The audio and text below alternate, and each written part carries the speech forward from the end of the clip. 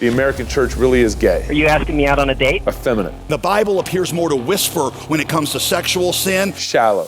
I said, I want the African American 7. And full of cowardly leaders. Are we going to keep bickering over secondary issues? America desperately needs to return to the Father.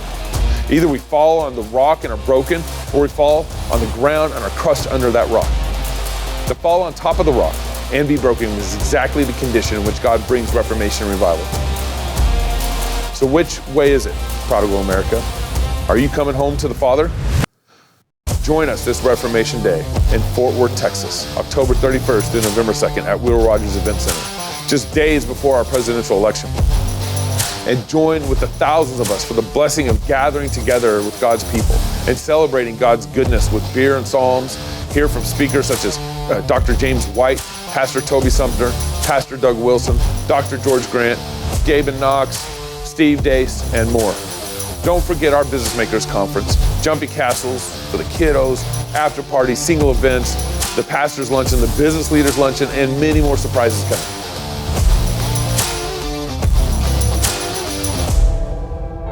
America has squandered her inheritance far too long.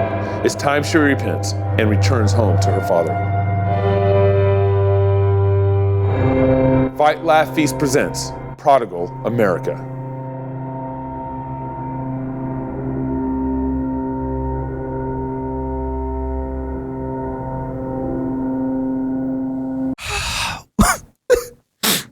Another one. It's getting sad. Toby. Please. Pastor Toby.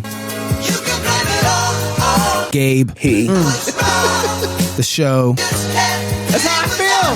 That's how I feel. Gabe. The show. I am. This is so close to the original. I'm going to play this every show we do without Until Toby comes back. until he gets so sick.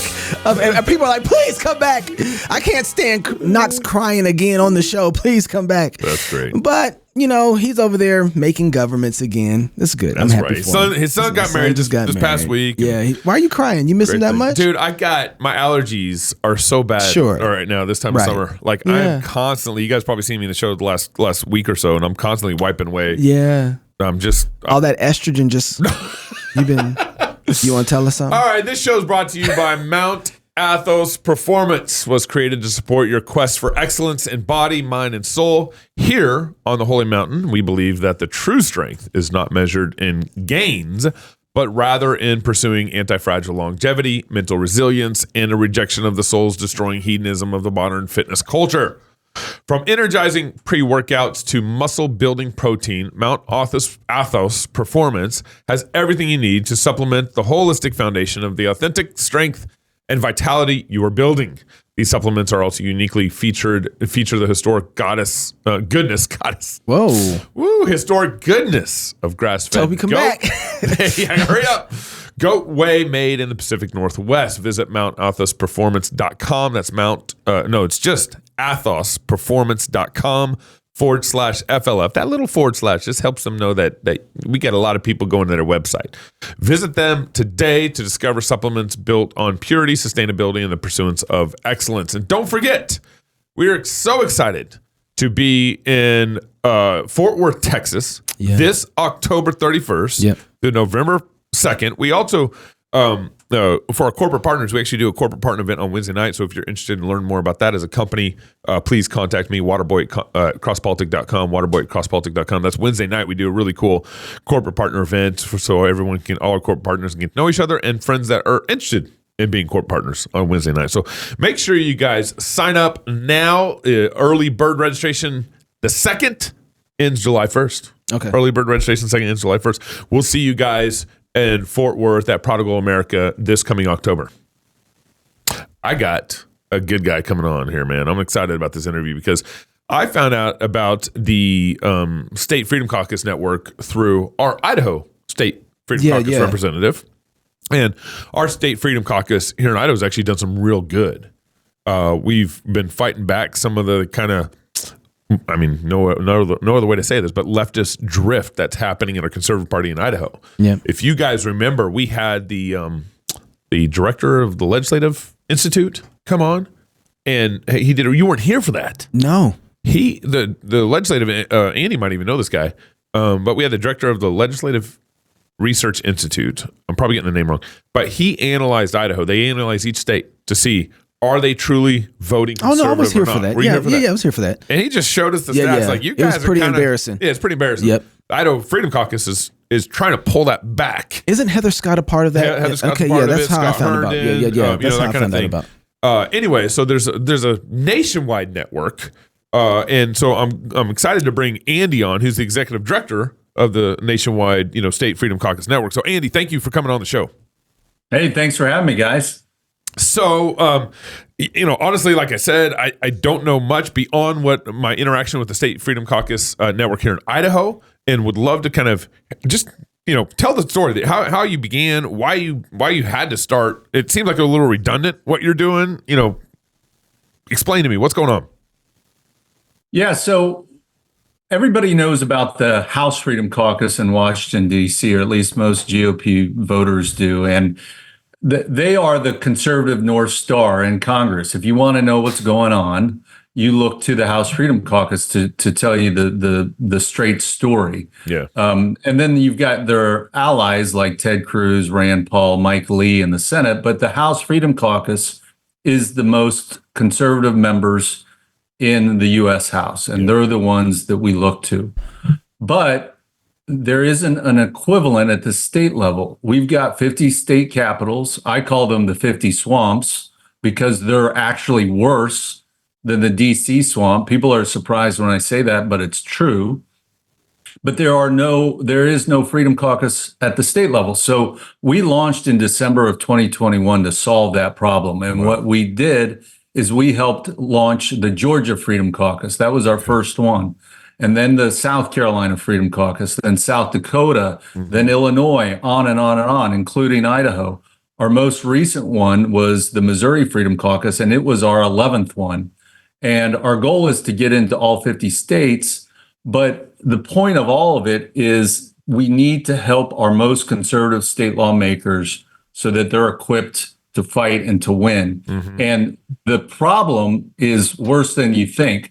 Think about the governor in any state, including Idaho. They have all the resources they need. Staffers, advisors, consultants, lawyers. They've got a press team. The same thing can be said for the woke agencies that run state government. They have everything they need. Yeah. Same with the lobbyists. They definitely have everything they need in order to grow government. All three of those entities have tremendous resources.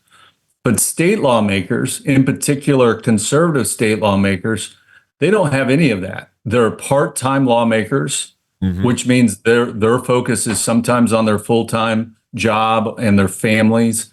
They often don't have an office. Our South Dakota Freedom Caucus, their desk on the House floor is their office. Wow. They have no staff. They don't have a press team. They don't have any of that. So it's no wonder that we're losing at the state level until we came along. And so what we do is we provide education and resources to these lawmakers so that they know what the bill reads. They know how to vote because they've had it explained to them. Because the only two people that are talking to state lawmakers is leadership in one ear and lobbyists in the other. And so what we do is we provide them everything they possibly can need in order to fight effectively. And we can get into this later, but we are succeeding beyond our wildest dreams. And I just wish we had started doing this earlier so that we could be in all 50 states right now. But we're at 11 and we're growing and we'll get there eventually. Part of as you're talking, I got a couple questions. First of all, I want to know, how are these people being selected to be inside of the caucus? Yeah, what standards? Are you guys just saying, we like you, you're in, do they have to pass a test? What is the standard by which you're going about selecting the people that become part of the most conservative group in America? Yeah, I mean, we basically only want to work with the most conservative members, right? And each State Freedom Caucus, they're in charge of their own caucus. They can invite who they want. But because we are like-minded and we're mission aligned, it's only the most conservative members. So it's it's fairly easy to identify who those people are. You just look at the scorecards, you look at their voting records, you look at their public, like their social media feeds. No Republican that supports tax hikes or killing babies or taking away our guns, they're just not going to make the cut. But the ones that are the loudest, strongest, most principled members are the ones that usually are in the Freedom Caucuses. What about those that support like government education? Do they still make it inside the Freedom Caucus too?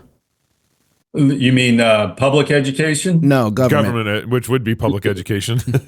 Yeah. No, I know that school choice is a contentious issue for a lot of people, but we do want to break that monopoly. We want to crush the teachers union. We want to get all the porn out of school. So the members that support those ideas, we definitely want to have on our side. Go ahead. I think to me, so I've seen the good work you guys do in Idaho. I know Maria Nate. She's outstanding. Yeah, fantastic. But not to like, I guess maybe to challenge you in this sense, like, should the GOP already be doing this? Like, why do we have to start? Should there be an immune system inside the GOP already? Shouldn't our Idaho Republican Party be doing this but why are we in this situation where it's like, okay, now we need a secondary organization within the conservative party to be able to help keep people conservative? Yeah. That's a great question. And that is the number one fatal conceit that we're trying to expose. And this rears its ugly head most often in red states like Idaho. I'll give you an example of Wyoming, just south of you guys. They have, in the Wyoming State House, they have 57 Republicans to only 5 Democrats.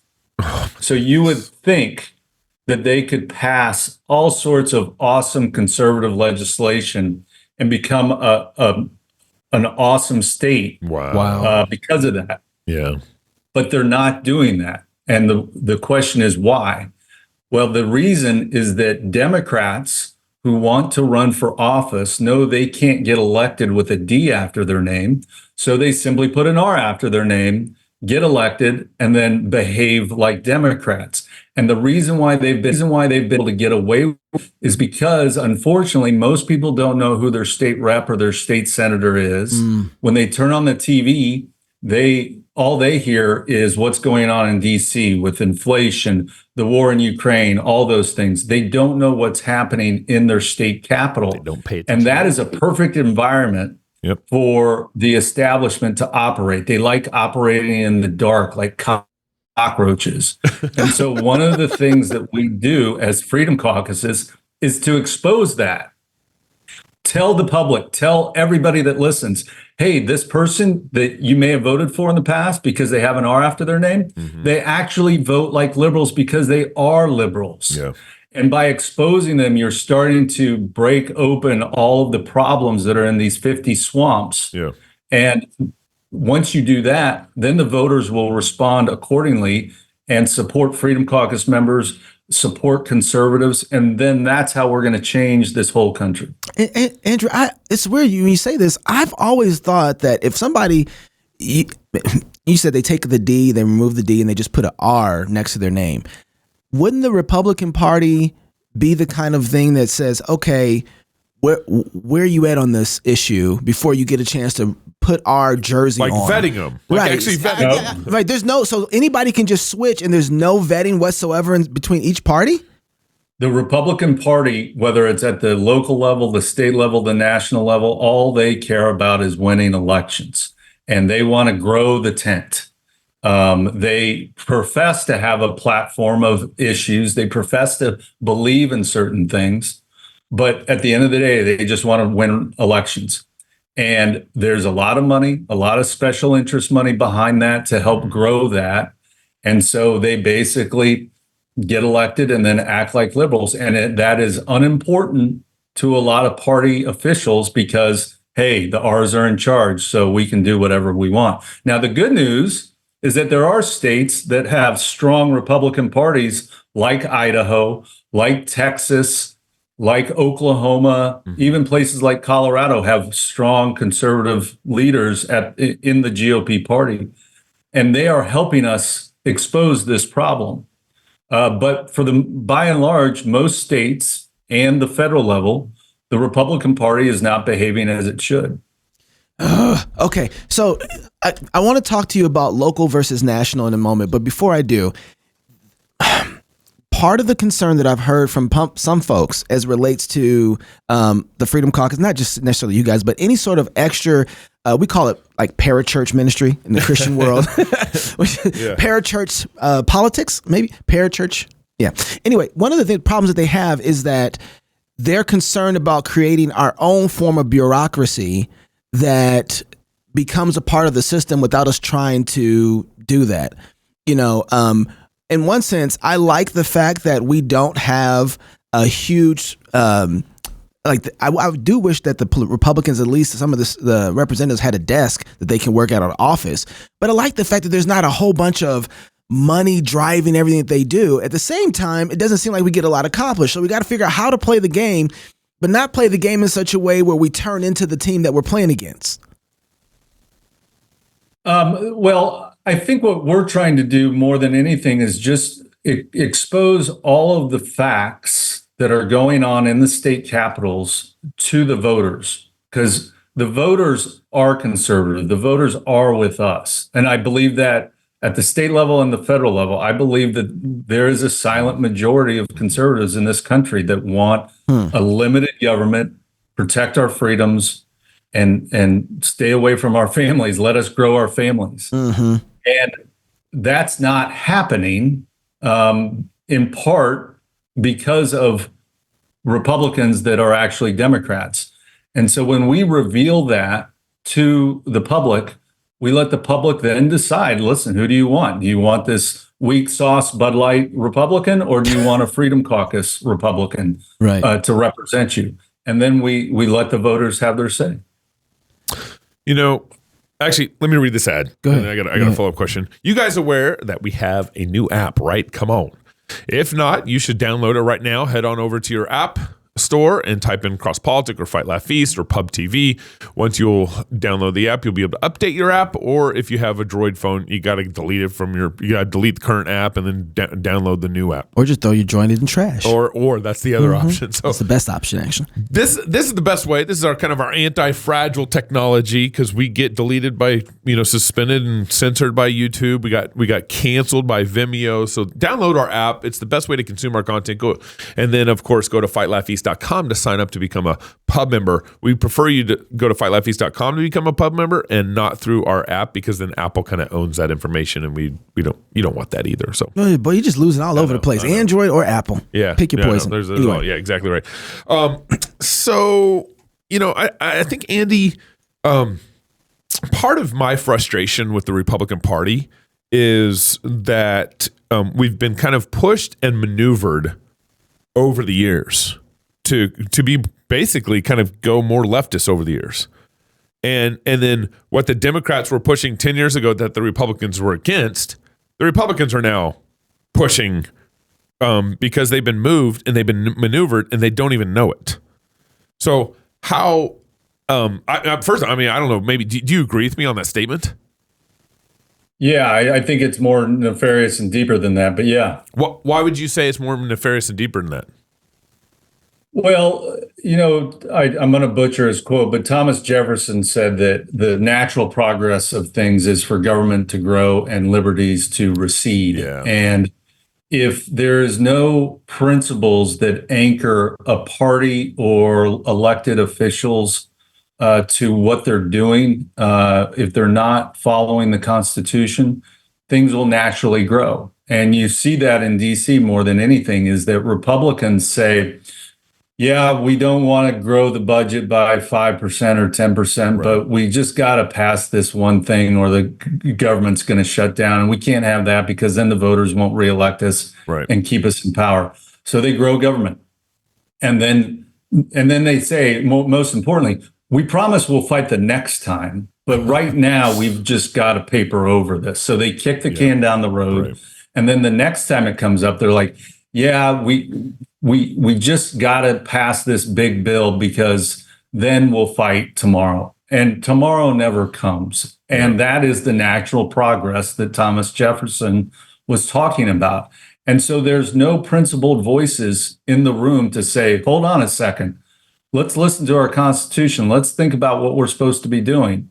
And it's a virus that just feeds on itself over and over and over again till we get to this position where we're $34 trillion in national debt. We've got inflation going through the roof. And we've got, a senior citizen in the White House who doesn't know where his left arm is.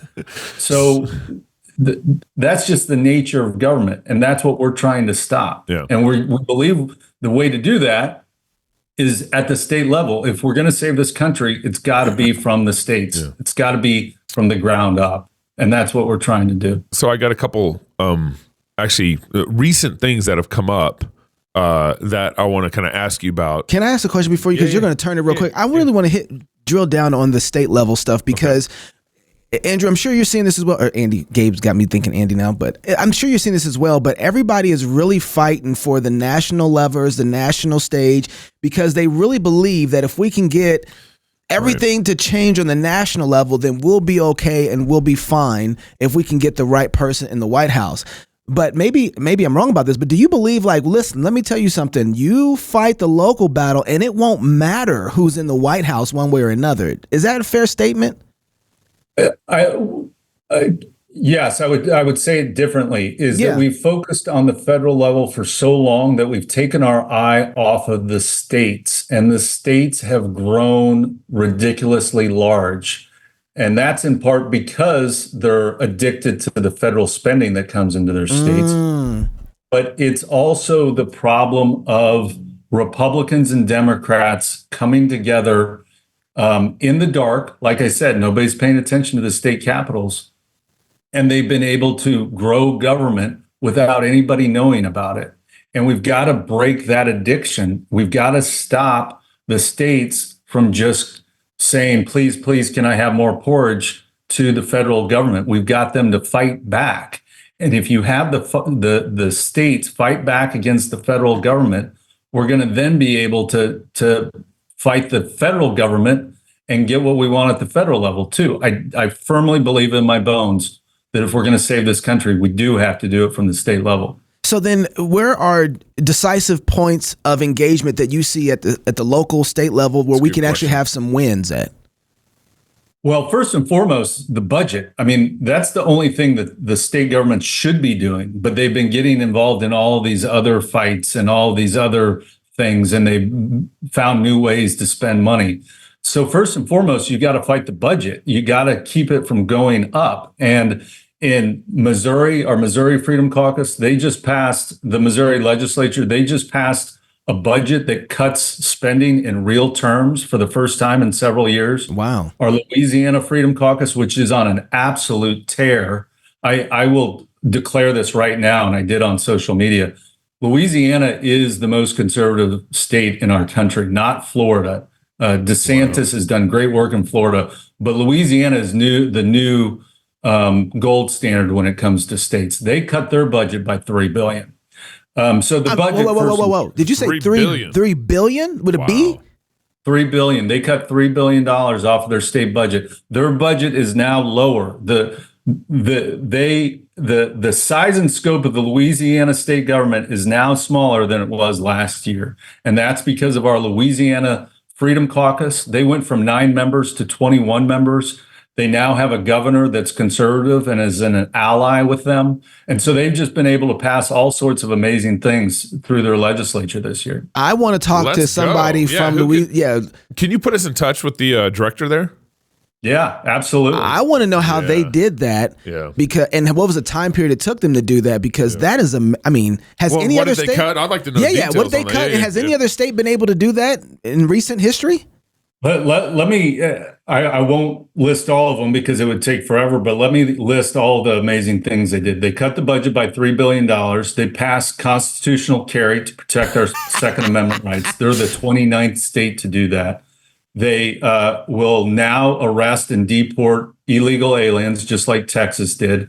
They banned COVID vaccine mandates. They require teachers to use proper pronouns in schools. They closed their primaries so that only Republicans can vote in Republican primaries. That's a big problem across our country. Yeah. They banned teaching DEI in schools. They banned teaching gender identity in schools. They banned sanctuary cities. They banned ranked choice voting. I mean, on and on and on. They did all of these amazing things, and they did it just in the last 6 months.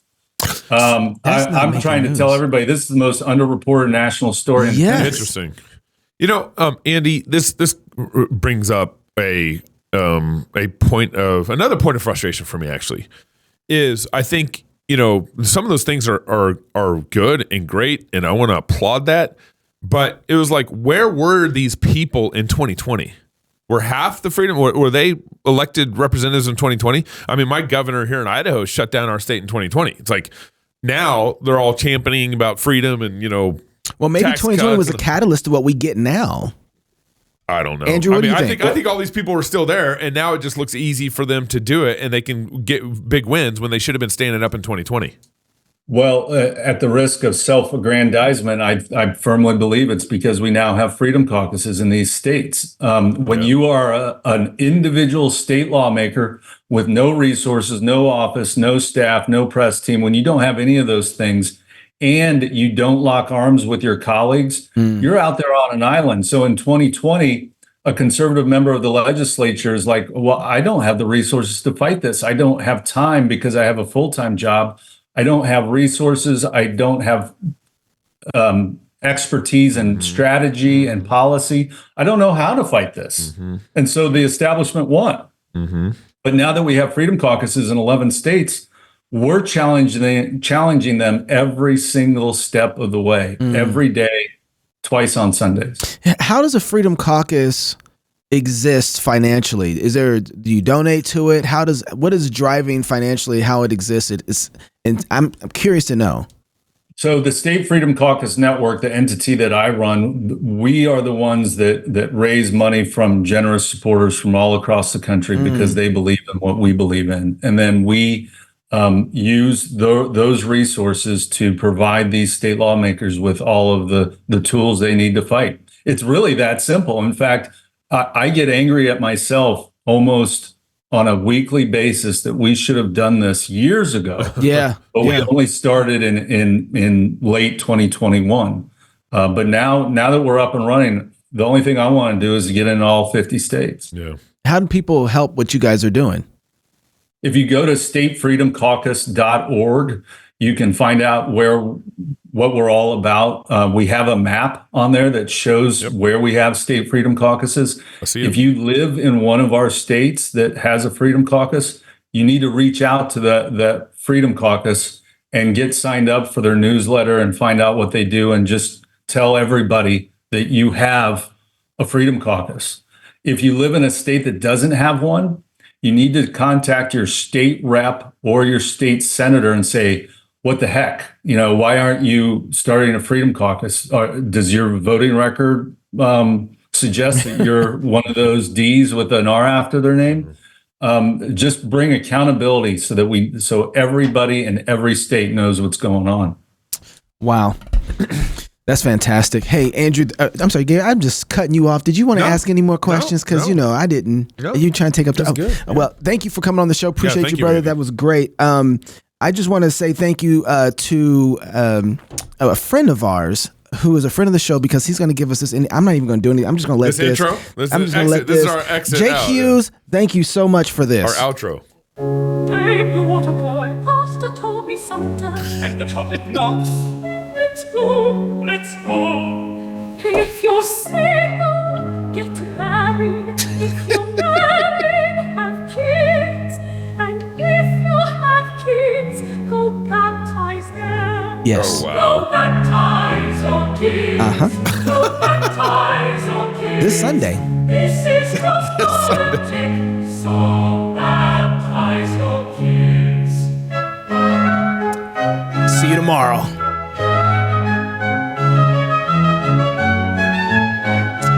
That's an amazing outro. If you're single.